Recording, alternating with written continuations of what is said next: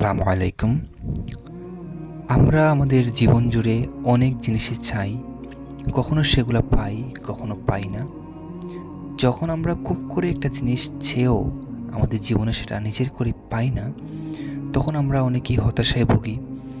অনেকেই বিভিন্ন অসামাজিক কার্যক্রম যেমন মদ, সিগারেট, আত্মহত্যা এইরকম সামাজিকভাবে অগ্রহণযোগ্য কাজে আমরা জড়িত হয়ে যাই। আমরা অনেকেই সামনে এগোতে পারি না, মুভ অন করতে পারি না।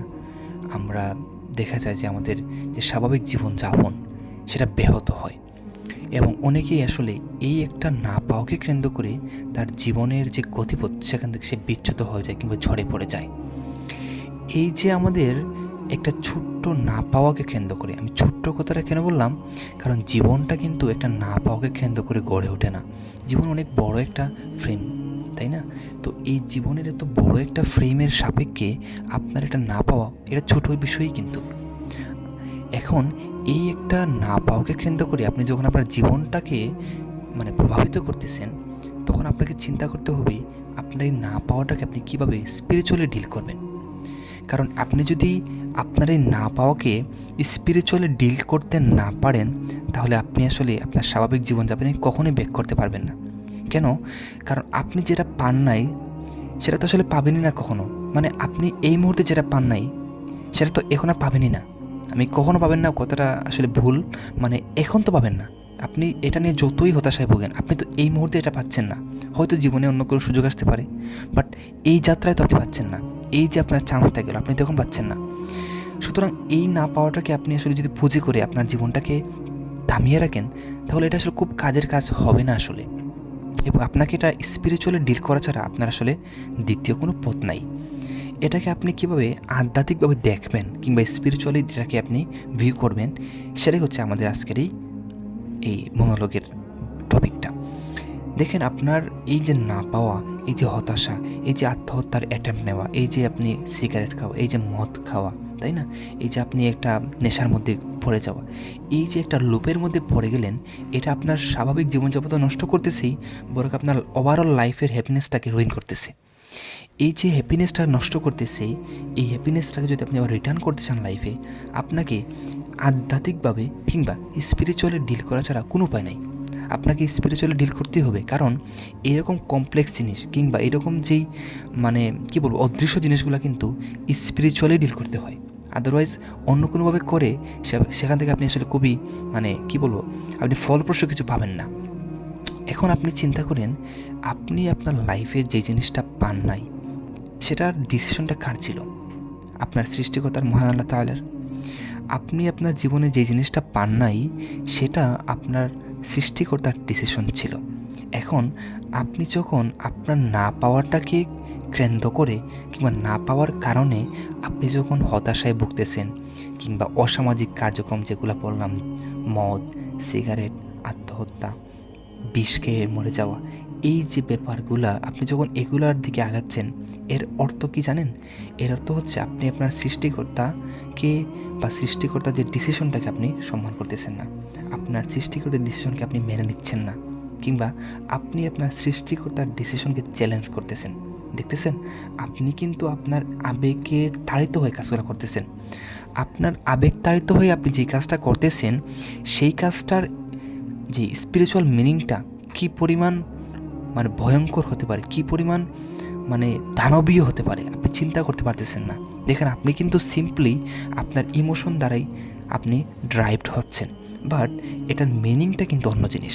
আপনি যখন আপনার না পাওয়াটাকে মেনে নিচ্ছেন না, তখন এটার মিনিং এটা দাঁড়ায় যে আপনি আপনার সৃষ্টিকর্তার, মহান আল্লাহ তাআলার ডিসিশনকে আপনি মেনে নিচ্ছেন না। এখন যিনি আপনাকে সৃষ্টি করলেন বা যিনি আপনার জীবন দান করলেন বা যিনি আপনাকে প্রতিপালন করতেছেন, আপনি তার ডিসিশন মেনে চলতেছেন না, তার প্রতি লয়াল থাকতেছেন না, এইটার যে ভয়াবহ পরিণাম, এটা আসলে বলার অপেক্ষা রাখে না। সুতরাং আপনি আপনার না পাওয়াকে কেন্দ্র করে যদি আপনি এইরকম কার্যকলাপে জড়িত হয়ে যান কিংবা জড়িত হওয়ার চিন্তাভাবনা করে থাকেন, তাহলে সেটার পরিণাম কিন্তু আরও ভয়াবহ হবে। আপনি তো এখন একটা জিনিস মিস করছেন লাইফ থেকে। আপনি যদি এইরকম কাজ করেন, আপনি আপনার সারা জীবনটাই মিস করবেন, বা জীবন জুড়েই আপনি না পাওয়ার একটা চেইনের মধ্যে পড়ে যাবেন।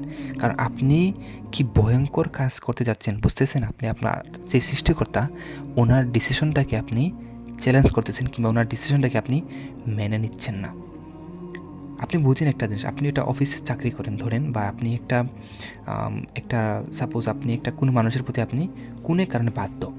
এখন ওই মানুষের ডিসিশন যদি আপনি মেনে নেন, তাহলে ওই মানুষটা কি আপনাকে তার আন্ডারে রাখতে চাইবে? আর রাখতে কিন্তু চাইবে না, তখন আপনাকে ছুড়ে দিবে।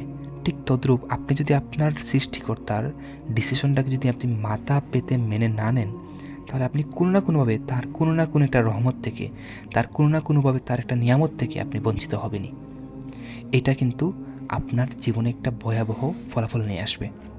সুতরাং না পাওয়াকে কেন্দ্র করে এইভাবে আসলে কোনো ডিসিশনে যাওয়া উচিত না, কিংবা এটাকে এইভাবে আধ্যাত্মিকভাবে চিন্তা করাটাও আমাদের খুবই প্রয়োজন। কারণ আপনি যদি এটাকে স্পিরিচুয়ালি ডিল না করেন, তাহলে আপনি কিন্তু হেরে যাবেন, নিজের কাছে নিজে হেরে যাবেন। আচ্ছা, এই গেল আপনার না পাওয়ার যে ব্যাপারটা। আপনি যদি সামহাও লাইফে আপনার আকাঙ্ক্ষিত জিনিসগুলো পেয়ে যান, তাহলে আসলে তার দুইটা দিক থাকে। একটা হচ্ছে সেই পাওয়ার জিনিসটাকে আপনি পজিটিভলি ইউজ করবেন, অথবা পাওয়ার জিনিসটাকে আপনি নেগেটিভলি ইউজ করবেন। আমরা সবসময় এটা বলে থাকি যে আমরা লাইফে যেটা পাই না সেটা হচ্ছে আমাদের মঙ্গলের জন্যই হয়, আর যেটা পাই সেটা তো আমাদের ভালোর জন্যই পাই। এখন যেটা পাই না সেটা আসলে আমরা মঙ্গলের জন্যই পাই না। কারণ আপনার লাইফ যিনি সৃষ্টি করেছেন, আপনাকে যিনি সৃষ্টি করেছেন, আপনার জন্য কোনটা বেটার, আপনার জন্য কোনটা ভালো, বা আপনার জন্য কোনটা সবচেয়ে বেশি উপযুক্ত হবে, সেটা আপনার থেকে কিন্তু উনি বেশি ভালো জানেন। সো উনি আপনাকে এভাবেই কিছু দিবেন বা কিছু দিবেন না, এটা উনি কিন্তু এভাবেই ডিফাইন করবেন, বা উনি সেটা এভাবেই ডিটারমাইন করবেন। বাট আপনাকে যেটা দেওয়া হয় ওইটার দুইটা সাইড থাকে। যে আল্লাহ তাআলা আপনাকে যেটা দেন, ওইটা থেকে আপনি যদি ওইটাকে পজিটিভলি ইউজ করেন, তাহলে আপনি পজিটিভ রেজাল্ট পাবেন। নেগেটিভলি ইউজ করলে নেগেটিভ রেজাল্ট পাবেন। এখন একজন যদি বলে যে আল্লাহ তাআলা আমাদেরকে যেটা দেন নাই সেটা তো আমার মঙ্গলের জন্য দেন নাই, বাট যেটা দিছেন সেখানে কেন অমঙ্গল জড়িত, এর প্রশ্ন কিন্তু আসতে পারে। এটার আনসার খুবই সিম্পল। দেখেন, আপনাকে যেটা দেওয়া হয়েছে এটা আপনার জন্য সুযোগ, এটা আপনার জন্য নিয়ামত। আর যেটা দেওয়া হয়নি সেটাও নিয়ামত। যেটা দেওয়া হয়েছে সেটার দুইটা দিক, একটা পজিটিভ ইউজড, এটা নেগেটিভ ইউজড।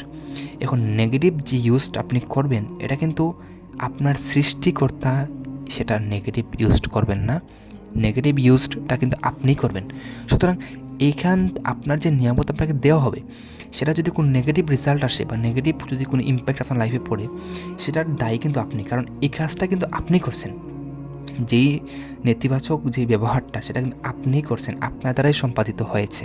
সুতরাং এটা দায়ী কিন্তু আপনি। এখন আপনি বলবেন যে আমাকে তো দেওয়া না হলে তো আমি এই নেগেটিভ ইউজটা করতাম না। না, জিনিসটা এমন না। আপনাকে যেটা দেওয়া হয়েছে, আপনার কিন্তু এখানে দুইটা একটা সাইড ছিল, একটা পজিটিভ সাইড, একটা নেগেটিভ সাইড। সুতরাং আপনাকে যেটা দেওয়া হয়েছে সেখান থেকে আপনি উপকৃত হওয়ার সুযোগটাও কিন্তু ছিল, আপনার লাইফে মঙ্গল আসারও সুযোগ ছিল। বাট আপনি সেটাকে ভুলভাবে ইউটিলাইজ করছেন, ভুলভাবে আপনি সেটাকে কাজে লাগিয়েছেন নিজের লাইফে, এজন্যই আপনি এটা নেগেটিভ রেজাল্টটা পেয়েছেন। এখন আপনাকে কিন্তু সতর্ক করা হয়েছে। আপনাকে পবিত্র কোরআন শরীফের প্রথম যে আয়াতটা ছিল যে পড়ো তোমার প্রভুর নামে যিনি তোমাকে সৃষ্টি করেছেন, তোমাকে কিন্তু শুরুতেই পড়ার জন্য আল্লাহ তাআলা নির্দেশ দিয়েছেন। পড়ো, পড়ে জ্ঞান অর্জন করো, কোন কাজটা ভালো কোন কাজটা মন্দ সেটাকে বোঝার চেষ্টা করো। এখন আপনাকে যে নিয়ামতটা দেওয়া হলো সেটা আপনার জন্য কতটা মঙ্গলজনক, বা সেটা আপনাকে কোন রাস্তায় ব্যবহার করলে আপনার জন্য লাইফে মঙ্গল আসবে, সেটা বোঝার দায়িত্ব কিন্তু আপনার। এবং বোঝার জন্য যথেষ্ট পরিমাণ সক্ষমতা বা যথেষ্ট পরিমাণ সোর্স আল্লাহ তাআলা আপনাকে দিয়ে দিয়েছেন। সো আপনি যদি সেগুলো ইউজ না করে আপনি যদি সেটা বুঝতে না পারেন, তো এটা আপনার ব্যর্থতা। এবং আপনাকে এটা দেওয়া হয়েছে, এটার দুইটা দিক কিন্তু এক্সিস্ট করে, ভালো এবং মন্দ। সো আপনার লাইফে কোনো না কোনোভাবে মঙ্গল আসার সুযোগ ছিল বলেই আপনাকে এটা দেওয়া হয়েছে। সো আপনি কোনোভাবেই আপনার এই নিয়ামতটাকে আপনি ব্লেম করতে পারেন না। আপনি কখনো এটা বলতে পারেন না যে এই জিনিসটা আমার লাইফে আসছে দেখেই আমার এই কাজটা হয়েছে। নো, আপনি এটাকে নেগেটিভলি ইউজ করছেন দেখেই এটা হয়েছে, তাই না? আচ্ছা, তো দেখেন, আমরা জীবনে যা পাচ্ছি বা যা পাচ্ছি না, দুইটাই কিন্তু আমাদের লাইফে আমাদের হ্যাপিনেস, আমাদের যে সামগ্রিক যে কার্যপরিধি সেটাকে ডিফাইন করে। দেখেন, আপনি একটা জিনিস পাওয়ার পরেই যে আপনি সুখী হয়ে যাবেন, ব্যাপারটা কিন্তু এমন না। সেটা পাওয়ার পরে আপনি সেটাকে কীভাবে দেখতেছেন, সেটাকে কীভাবে আপনি জীবনে ব্যবহার করতেছেন, তার উপর অনেক কিছু ডিপেন্ড করে। যেটা আমরা বলতেছিলাম যে আমরা যখন জীবনে খুব কিছু মানে কোনো একটা কিছু আমরা যখন খুব করে চাই তখন হয়তো বা পাই, হয়তো বা পাই না। আমরা মনে করি আমরা সেটা না পাওয়ার কারণে আমরা জীবনে অনেক কিছু হারিয়ে ফেললাম, অনেক বড় একটা ব্যর্থ মানুষ হয়ে গেলাম। নো ভাই, এরকম না। আপনি সেটা পান নাই, আপনার চ্যাপ্টার সেখানে ক্লোজ। বাট যে সেটা পেয়ে গেছে তার চ্যাপ্টার কিন্তু সেখানে ক্লোজ না, তাকে আরও দীর্ঘ স্ট্রাগলের মধ্যে যেতে হবে। সে যেটা পাইছে সেখান থেকে তাকে পজিটিভ জিনিসটা বের করে আনতে গেলে তাকে আরও সংগ্রাম করতে হবে। এটা কথা আছে না এরকম, যে স্বাধীনতা অর্জনের থেকে স্বাধীনতা রক্ষা করা কঠিন। জিনিসটা অনেকটা এইরকমই। আপনি সেটা পান নাই দেখে আপনার দায়িত্ববোধ কমে গেছে, বাট আপনি যদি সেটা পেয়ে যেতেন কোনো না কোনোভাবে, তখন সেটাকে ধরে রাখা, সেটাকে পজিটিভলি নিজের লাইফে ডিরেক্ট করা, এটা কিন্তু অনেকটাই আপনার জন্য দায়িত্বের একটা বোঝা হয়ে দাঁড়াতো। বুঝতে পারছেন? সো কোনো কিছু পাওয়া মানেই যে আমি খুব জয়ী হয়ে গেলাম, বা কোনো কিছু পাওয়া মানে যে আমি জীবনে খুব বড় কিছু অ্যাচিভ করে ফেললাম, নো, এটা এমন না। আপনি পাইছেন, ইটস ওকে। এটাকে আপনি কীভাবে ব্যবহার করতেছেন সেটা আপনার উপর ডিপেন্ড করে, এবং সেখান থেকে আপনি আপনার লাইফটাকে ডিফাইন করবেন। এবং তখনই আপনি যখন আপনার প্রাপ্য জিনিসটাকে যখন আপনি সঠিক পথে ব্যবহার করে আপনি যখন একটা পজিটিভ আউটকাম পাবেন, তখনই আপনি আসলে বুঝতে পারবেন যে আপনার লাইফ জিনিসটা আপনার জন্য একটা প্রকৃত নিয়ামত ছিল। একটা নিয়ামত শেষ পর্যন্ত নিয়ামত নাকি অভিশাপ হবে সেটা ডিপেন্ড করে আপনার উপর। আমি এই কথাগুলো কেন আনলাম? কারণ আমরা যখন কোনো কিছু পাই না তখন আসলে আমরা যখন কোনো কিছু জীবনে চেয়েও পাই না, ওইটা আমরা অনেক কষ্ট পাই। এবং এই কষ্টটা আসলে দূর করার উপায় হচ্ছে এই যে স্পিরিচুয়ালি আমরা সেটাকে ডিল করা।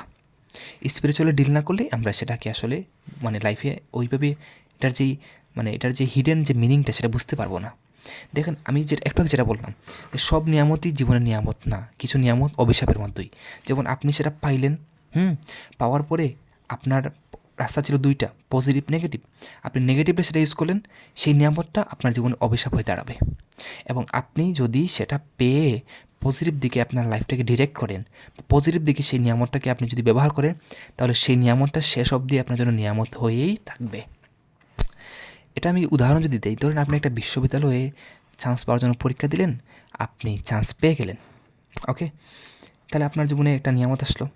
এখন চান্স পাওয়ার পরে এমন হলো যে আপনি যে সাবজেক্টে চান্স পাইলেন সেই সাবজেক্টের কারিকুলাম এতটাই কঠিন, কিংবা সেখানে রুলস এতটাই কঠিন যে আপনি আপনার প্রিভিয়াস লাইফের যে ডিসিপ্লিন বা প্রিভিয়াস লাইফের যে কালচারটা, বা আপনার যেই একটা ছিল, লেগেসি ছিল আপনার প্রিভিয়াস লাইফে, সেটা দিয়ে আপনি আসলে এই কারিকুলামের সাথে আপনি নিজেকে অ্যাডজাস্ট করতে পারতেছেন না। তখন আপনি কী হবেন? আপনি ধরেন কোনোভাবেই পারতেছেন না সেখানে আপনি কোপ আপ করতে, নিজেকে অ্যাডজাস্ট করতে। তখন আপনি কী করবেন? হতাশায় ভুগবেন, সেই সাবজেক্টের প্রতি কোনো ইন্টারেস্ট ফিল করবেন না, হ্যাঁ, আপনার রেজাল্ট খারাপ হবে, একটা লসেজ নিয়ে বের হবেন, কোনো স্কিল থাকবে না, একটা অভিশপ্ত জীবনযাপন কাটাবেন। ইউনিভার্সিটি লাইফে বের হয়ে চাকরির জন্য অনেক কষ্ট করতে হবে, এবং অনেক ধরনের একটা দুর্বিষহ জীবন আপনাকে অনেক দিন কাটাতে হবে।